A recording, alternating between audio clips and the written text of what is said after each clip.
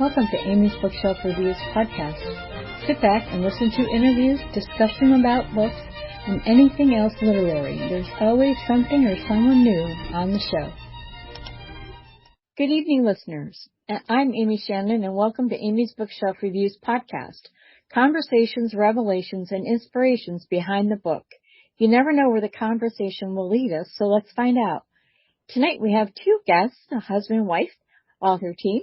So thank you for joining us. Will you please introduce yourselves and let people know how they can connect with you? Hi, I'm Stella LeMarque. And I am Philip LeMarque. Welcome. And we wrote the 5-book series that you know about. Right. So this the series is called Bonjourland. And how many books do you have? I'm sorry. Go ahead. Bonjour, Neverland. Yeah. That's right. Excuse me. I forgot the Neverland. Sorry. So what, let's see. So how you have, what is it? 5 books in that series now? Yes, Really? I think so. Yes.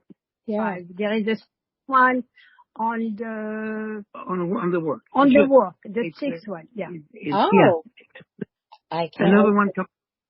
Yeah. I'm looking forward to it. I really enjoyed your book, Clint. I mean, I read all of your books in the series, and I really enjoyed that. Clint was one of those that was, I found it very interesting and adventurous and things like that.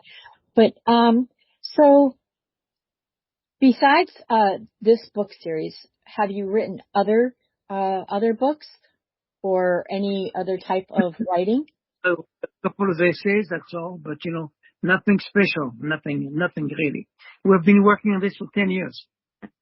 Oh, wow. That's amazing. That is wonderful. So what made you, or what kind of inspired you to start writing? And, you said you've been working on it for 10 years. So what inspired the two of you to start writing? Okay, first of all, we were not writer to start with. And I wrote a journal about our 5 years time experiences that Stella and I spent working for the rich and famous. And a friend of mine read the journal and he said, "Oh, you got a story in there. Why don't you write a book?" So from then on, we joined a writers club where we were living in the library in Acton, California. And when we started to write, people loved what we wrote and they had fun and they enjoyed it and kept us going. Well, that's wonderful. It's always great to have support and people telling you how good you are. 'Cause, sometimes we just don't realize it, So, I really like how, your characters, they're married, one loves food and is, very chic with, various types of food. So the things that you, when you sit down to write, how do you two write it together? That's what I'm really curious about, because I know that a lot of co-authors, they write exactly. I tell you what it is. For 3-4 days, I spent sweated out, write a chapter, and reports it on the computer. Stella comes back, changed everything, and she said, "I made a beautiful one out of it." So which one of you knows more about the food part? The food part, that's me, because I'm the chef. Yeah. So, but we did it together because most of the food, we wrote about it. It's what we cooked, for us, for different people that we work for, Famous one. Yeah. So on the food, we were okay. We were right. It's on the other stuff, in the book that took a long time to really get going. Yeah. Oh yeah, Yeah. I must say though, when I am reading your books and, they're, preparing food, or it's like, wow, that just makes me hungry. Have you ever considered creating like a recipe book that is something, that is served, maybe a companion to your series? Because some of those foods, they just sound incredible. Yes, we are thinking about it, and we have it in our plan. After the fifth book, we will do a book. We will do a cooking book. Yeah, next year. Yeah. Oh, at the end of, I can't wait, because I gotta pick some of those. It was planned already, a long time ago, but we cannot do both in the same time, so. Yeah. No, I really, so one writes and then the other one fixes it. You do I'm looking forward to a book. That's why it took so long. They spent a lot of time writing and should take it down and put it something else. So that's why it took so long. Well, yeah, it's not easy. Remember, we work, we are married, we work together. So, day and night, we have been together for the last 40 years. Wow, congratulations. That was my next question, how long you were together, but that is. Yeah, the last 40 years. And when we think about it, usually a couple, you will go to work and she will do another thing, another job. We had the same job. So sleeping, eating, fighting, whatever, you name it, together. So, okay, yeah. That's why sometimes I wear glasses like Macron does, because I got blue eyes. I just think I am very impressed. I don't know of a lot of couples that can be together and also work together as well. I think that's very amazing and inspiring, and there's hope for people. Yes. Well, I have to tell you something. I have an exceptional wife. She's fantastic. Oh gosh. She has been supporting me all those years. Well, I'm sure. It was a pleasure. Yeah. It was. So when you did your work before you wrote the stories about it, and you did, you cooked for, like you said, famous people. How did that work? I mean, Stella, did you do the cooking, and what did Philip do? Well, the cooking. Well, Philip was in charge of the estate. So he was kind of a manager, but in the evening, or lunchtime we will have some help, but in the evening, they were only, the people we worked for and us. So he will be serving, doing the waiter, serving them. And I cooked, So that was our, as a couple, during the day, I will go and do my shopping, and he will take the estate. And then lunchtime comes, if they eat at home, I will prepare. Usually I will serve them, I will be the one to serve them when they are only both of them. Yeah, the couple. But if they have guests and everything, then we will hire somebody, or Philip will do the waiter, to serve them. And I have lots of experience because I was in the restaurant business for 40 years. And I own 3 restaurants. Yeah. Wow. So, and we successful. Yeah. So he's That is on that I could count on. Yes. You are all so full of surprises. I just love this. Yeah. And so that was our. How long were you doing that? We did it for 5 years. Mm-hmm. 5 years. 5 years. 5 years and 2.5 years at Michael Jackson, and the rest it was with different people, Yeah. You cooked because I'm not easy. Yeah, I was not easy to to deal with some, the crops. When they are so rich, they think everything they own you. And I started not. No, I was not going to sell myself for that. No. And especially the rich people, the man is older and he's bought a trophy wife who is younger, and she comes from usually nowhere, and she thinks she knows everything. And so with Stella, it didn't work very well. So that's what we did the first 2 years. We did few estates before to setting down. And we stayed longer at Michael because he was not married. I never thought about that. Was there? I know this is just this is just so interesting. Did Michael have like particular taste in food? Like, was there food that he ate and food he didn't like? So, I mean, you probably have to go through menus with whoever you work for, correct? Yes, yeah. But with Michael, he loved Mexican food, and spicy food, Mexican food that he loves. Okay. And at the beginning, and the mac and cheese, and mac and cheese, and French fries, lots of French fries. Wow. And the mac and cheese.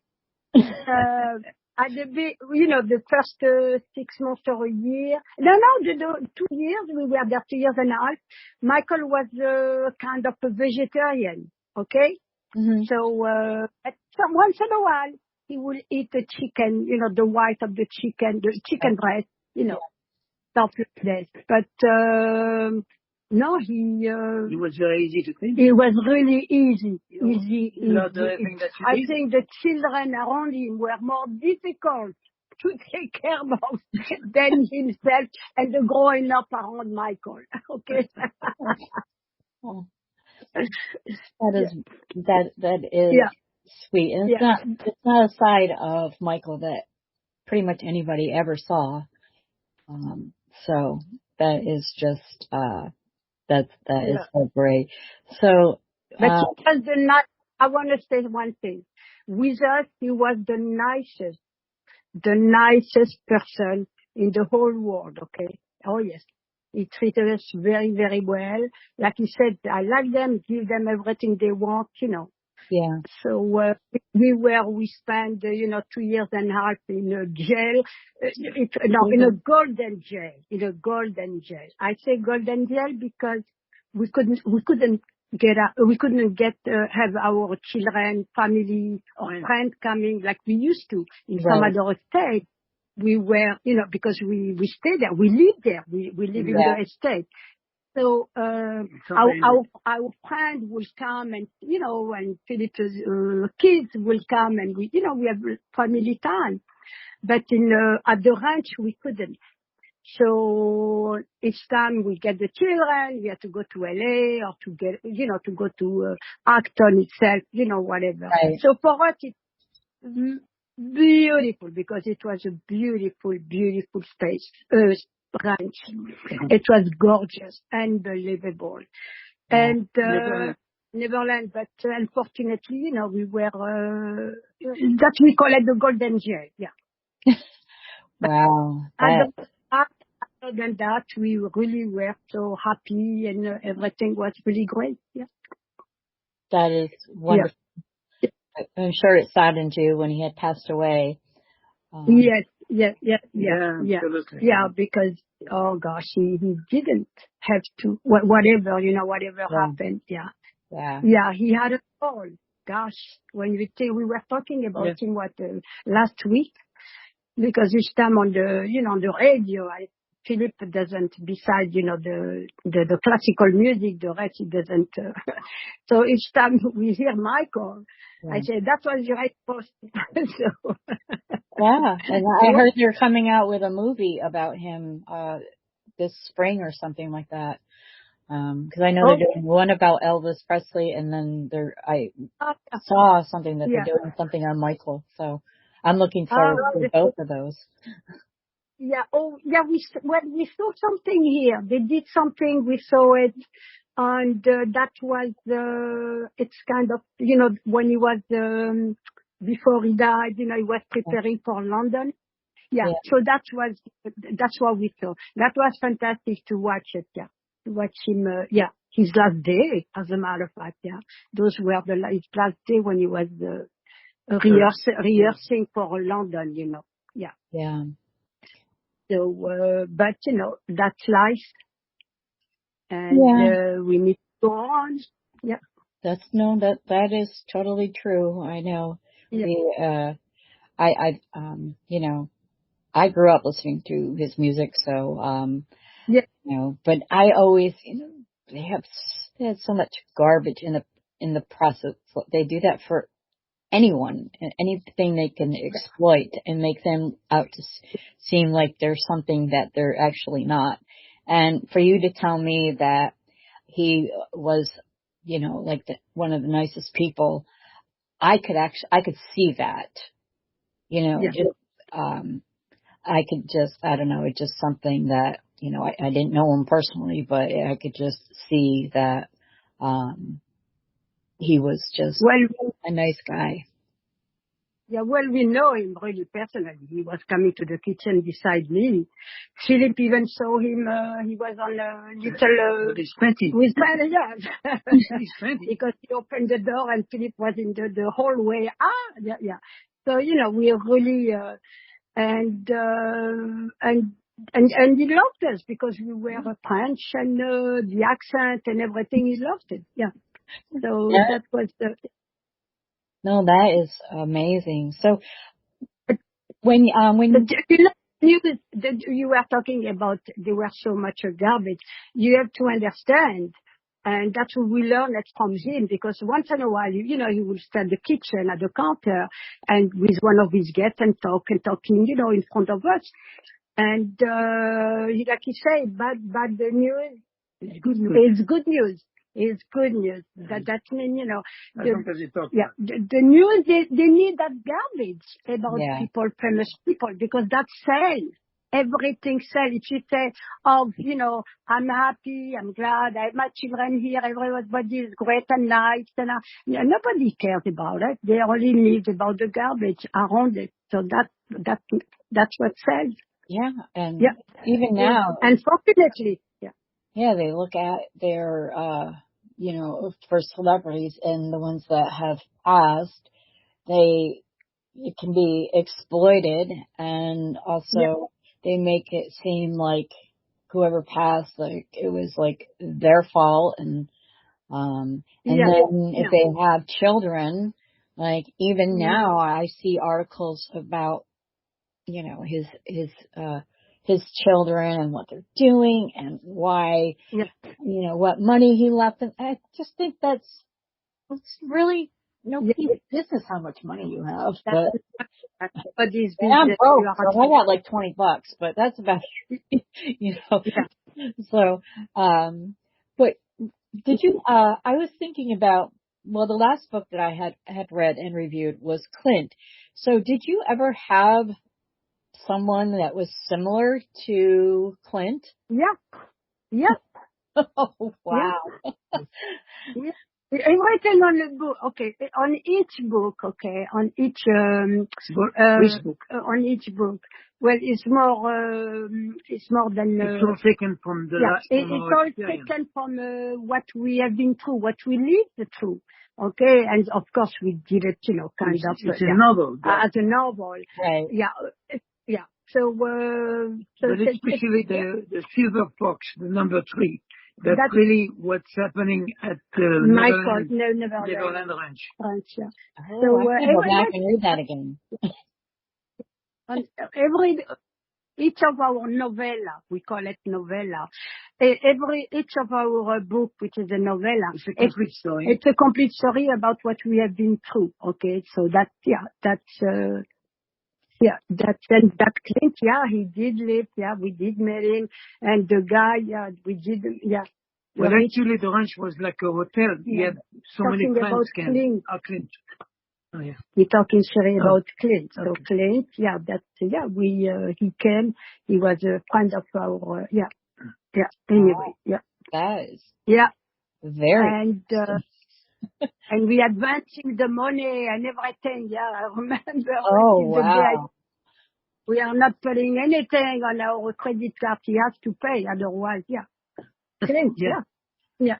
Wow. And he was like the richest guy, renting a castle and, and go and rent me a castle. Go and, we live that. Oh, wow. That is, wow. Well, at least you guys made it safely out of there and you escaped. Yes, we did, And then we got a story. And then you got a story. And then you're working on number 6, so I can't wait till that one.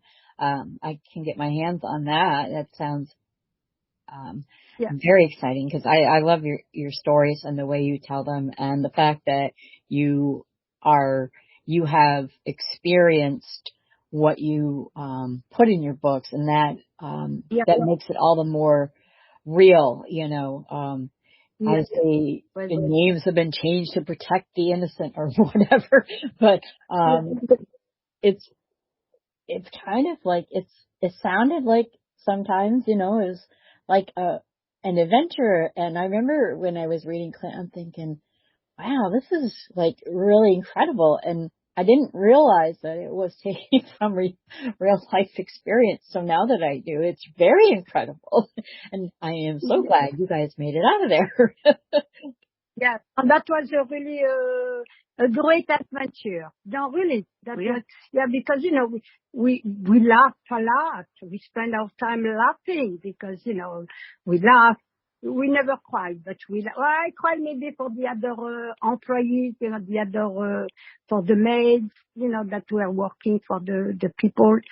They were very nice to us, but sometimes they were not really nice for the maids, so, but, that's, so we always try to help them out, but, other than that, we really enjoy working. Enjoy working even sometimes. It was not even work. Cooking, but you like to cook. But I like to cook, so for me that's not, that's not. For me, I almost had nothing to do. Yeah, that's true. Just to take care of the employees, of looking at everything. Everybody was here or not here, and that's it. Yeah. So for each of the places that, like you mentioned with Michael Jackson, that you lived there, so was that the case with the other famous people that you were live in, or did it vary? Like you had your own place and then you would show up just to cook or something, or did you live there? Most of them, it was we had our own place, our own house. They always have, no. In Beverly, in Bel Air, Philip, that was not a ranch, that was in Bel Air, but they had a house, small house at the end of the garden, the property. So we were independent, but we always kept our apartment in Santa Monica, so that we always kept it. That's absolutely, So, but only once we did it, but we went back, to sleep every night, but we didn't do it for long. No. But usually it's always those big estates that have lots of employees and lots of other house, in the estate. Oh. So, well, at least that just sounds like it kind of gave you a break from work, and you guys could go be by yourselves, be independent, decompress, see your family, that kind of thing. So, that sounds really great. I just have just one more question about when you had your like your prospective client, that you were cooking for. How did that work? Did you, have to like do, I don't know, sample dishes? Did you, sit down with whoever, you were working for, and then you went through the kind of foods that they liked, what they didn't like, what they were allergic to, that kind of stuff? I mean, how did that work? Always on the interview. Okay, we talked about it. And then, when we were hired, I will always ask them to please, tell the secretary to let the secretary to write, their favorite dishes and what they don't like, and also, if they're allergic to this and that. So that, for example, sometimes they were diabetic, so I will be careful, of course. And we always go through the first week. Yeah, we have to sit down. There is something I want to add. They didn't interview us. Stella interviewed them. Oh, okay. We could work with those people. I don't want to work with these people. I don't want to work. Well, yes, I want to work for those ones. So it happened. It happened once in a while. No, it happens a lot. Anyway, Anyway, we always ask them, where their what medication they take, so to be careful not to use the and no salt. So no, absolutely on this. That was the first thing, as a matter of fact. And then after that, they give me what we say in French carte blanche, to go and do what in my liking. Yeah. Nice. Yeah. No. They never did send the food back. No. Well, I want to thank you both for being on the show. I am so honored that you're on the show. And then I would, when book 6 comes out, I would love to have you back so you can talk about that book as well. And thank you, audience, for listening. If you wish to be a guest on the show, go to amysbookshelfreviews.com/podcast and schedule your pre-recording. Don't forget, if you wish to comment on this show or any show, comments are available, and yes, I do read them.